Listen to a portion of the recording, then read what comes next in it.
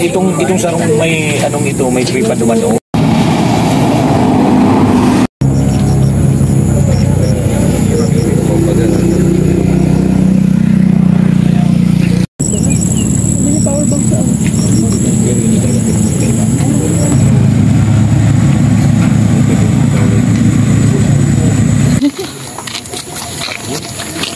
Friends kayo ng dalawa?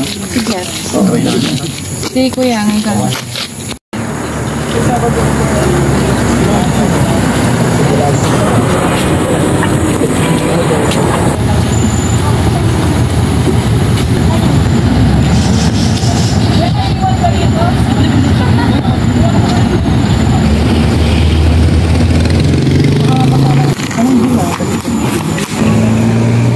Bakit naman dyan inanong pagtaniman? Wala pating da... Wow! Bagdal ka mo na bagay dito. Start na tayo. Sige, isa na lang. Shoot na eh. Welcome po sa Bicol Natural Park and sa CY 2022 Climate Change, National Climate Change Consciousness Week. So before... Malawihiw, seedlings, tayo, Malasanton, ay...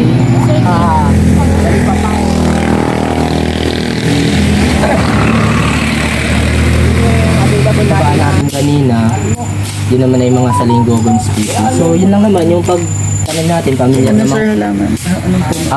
Itong hawak ko, malabayabas ito.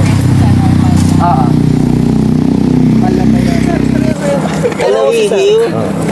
Marami niyan sir sa alawihiw. Ito natin dito sa Bicol National Park. Ayun.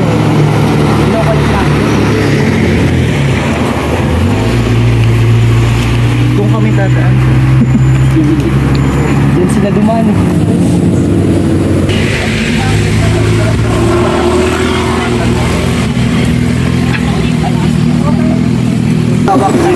Guys, ito yung pangalawang pagkakataon natin. Nasasama tayo sa tree planting event ng Camarines Norte Content Creator. So last year, sa San Roque tayo. So malaki yung mga puno. Tapos this year naman, dito naman sa Bicol National Park. So kasama natin yung ating mga nagagandahan at pupugian na content creator. Guys, sama.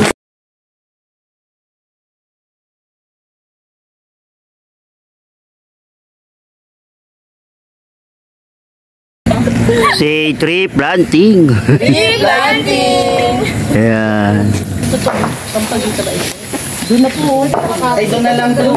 Tapos, OMG, paano pala aanin para ma-disseminate yung... Parang gusto ka din dyan.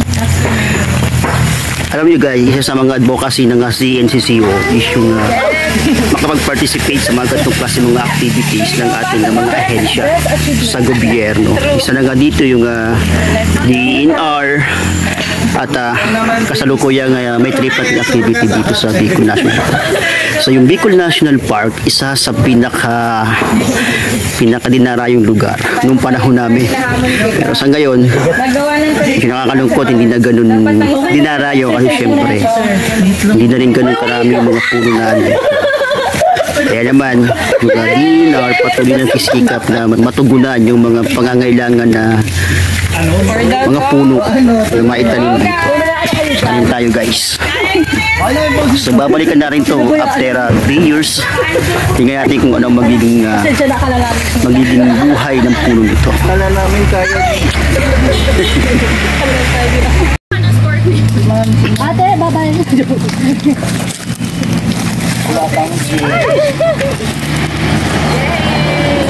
Congratulations guys! Nag-finish na tayo! Ano lang dito, madam? Saan yun? Ito po yung Nakaligtas. Nasa mukha na lang guys yung ating tinanim para ako dumadaan sa kalsada makita ko kung anong itsura ng aking tinanim. So balikan natin after 1 year. Ay, tanggalin mo muna ako. Yung quit lang po ang alisin natin. Kasi po, inalis po natin yung plastic. Tama ba yung ganun? Opo, ilalim lang.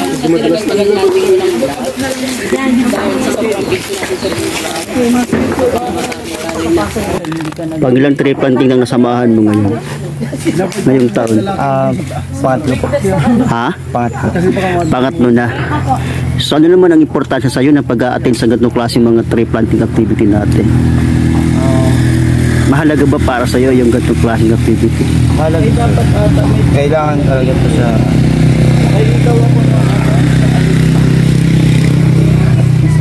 So wala natin magtanim guys ng mga puno kapalit ng mga nawawalang puno sa mga kabundukan natin. So kung hindi natin bibigyan ng panahon yung ating kalikasan na maibalik sa dating forma, so malaking posibilidad talaga. So marami sa mga kabataan natin ngayon ang aware sa ganitong klaseng mga activity. So kaya naman marami sa kanilang nagpa-participate at binibigay din kanilang oras para makapag-tanim sa ating mga kabundukan. Kasama ko dito yung mga sa video, yung mga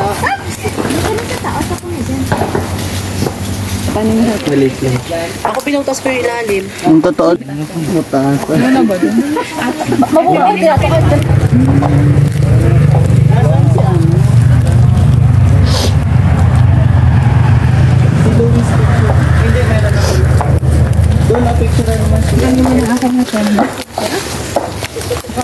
Ayun. Ulingan pa. Mag-start tayo guys magtanim. Ito naman sa kabila. Daniel. Kabado yan.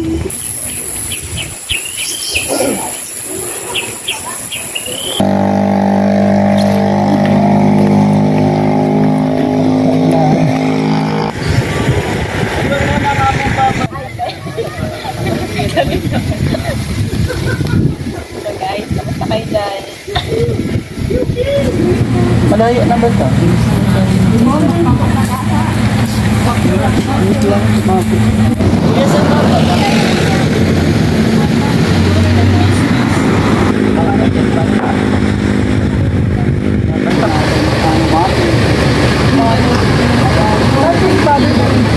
Wala, nag-break na sila. Si Father 3 daw nasaan? Ito. Sagot! Nasaan si Father? Dapat may mga ganyang kakuhaan, BO, mamaya. Hindi ba kaya sabi? Pwede ba po? Popos go. Kaya mo.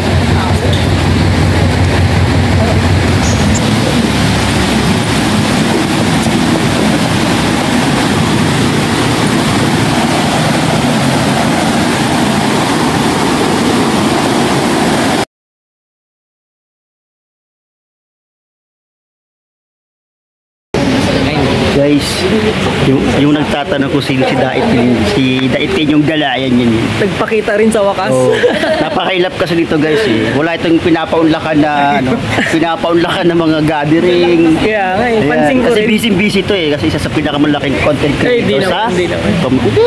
pero pinakakamari sa Camarines Norte guys. Shout out sa ating Follow po ng page ni Sir Mike Farmers.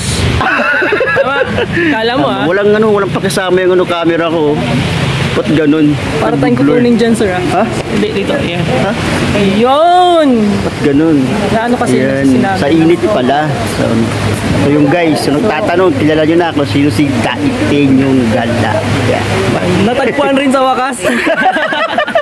Nagkita rin. Kita rin kami ni Mike Farmers. Ayan. Bakit miss? Kaso, nasira. Nasira. Yan guys, isa sa karangalan na makasama natin ang isas, yung babae sa likod ng puno. Ayun lang. Harap pala ng puno. Mamano pa lang ba? Magulo lang po at po. Ha? Kathleen Pay. Kay po. Okay. Yan. Siya yung model nung Mother Tree. Ayan. Ito di ba? Sabi na ano kasi po eh. Napakaganda dito. Hindi pa yung area, kaya ganito yung So, tsura niya. Hindi pa. grabe. Guys, Dati dito mga training halls, yung nandito sa mga ginagawa. nakaka-relax ka pa, nakakonect yung sarili mo sa Pag yung pinakit namin kasi yung Mount Balagbag at Mount Bandrosig PC. After kung ma-akit yan, na-hospital naman ako. Gawa kasi nung mga limatic, na-infection ako. Na-infection ako doon. So guys, di ba napakaganda. So kasama naman natin ito si Pag limatic, Boss. vinegar lang. Dito. marami kayo sa mga content creator natin guys, masyadong mahiyain. So, ayan. Kaya mo si Daitin yung gala nga, mahiyain din eh. Diba? Malay ko bang mahiyain to si Daitin yung gala, pero napakalaki ng channel yan. Dito po, papunta po sa Bahi River. Punta rin po tayo. Chad, bahit tayo. Say hi.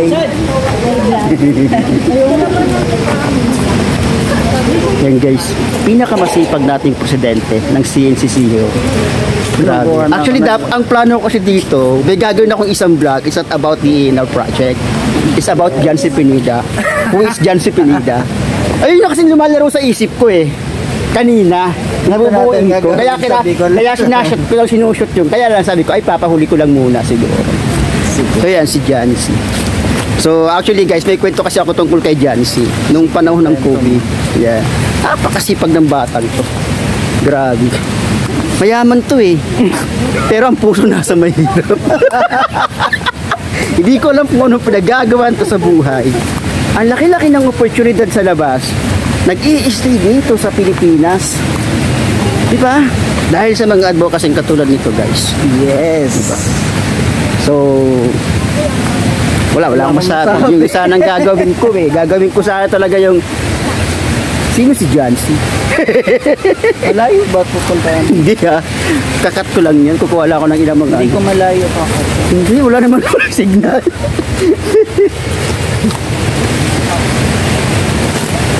Nasaan na siya? Ha? Uy, may gawa na pala dito. Ano? Dati wala pa to eh. Dito guys. Nung unang dumalaw ako dito guys, wala pa to. So bago lang to. So nasa puso siya ng bundok. Bundok ng gubat. Wala pa to dati eh. Nung una akong pupunta dito. So ngayon meron na. So di ba? Sige. Okay. PCR na rin pala dito. So paliguan. So, bababa tayo sa Batis. May Batis doon guys. So yun.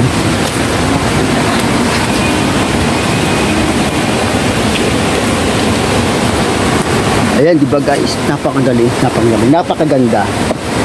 Kasi ingat lang tayo. Kasi madulas. Hindi pa naman pang anong dala ko. Oh, dapat pala yung kumakagat na sinelas.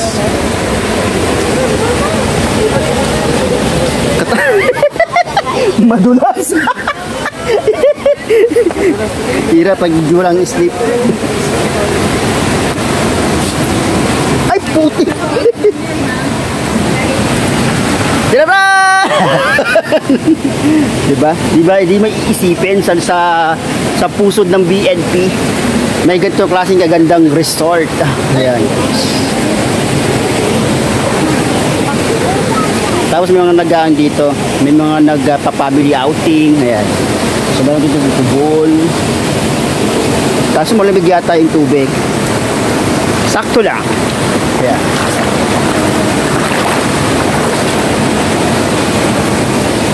Cut out, kalit-kadakdak. Sarap.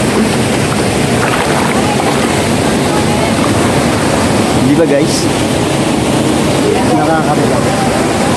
Nakaka-relax yung lugar dito.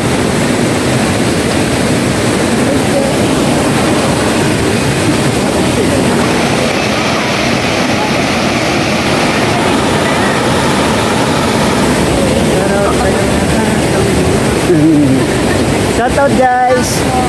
Kanino po?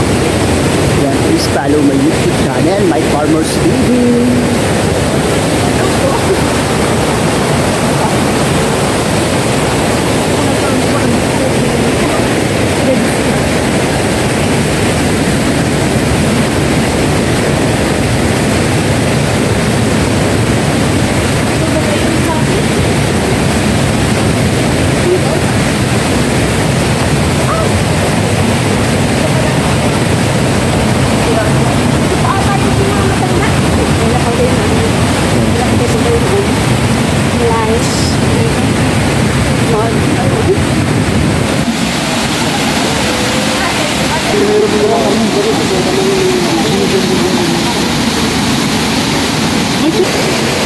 Baba.